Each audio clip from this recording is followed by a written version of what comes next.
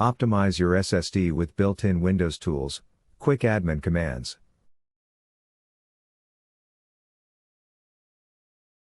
Run the tests and optimizations as an administrator.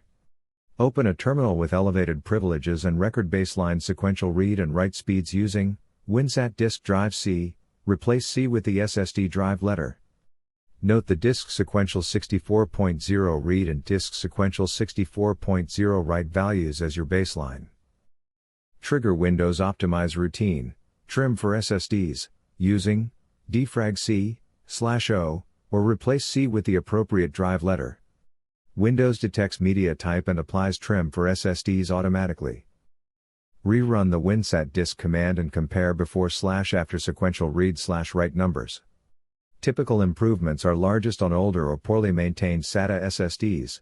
Write speed gains of 20 to 30% are possible. NAND drives may show minimal change if already near rated performance.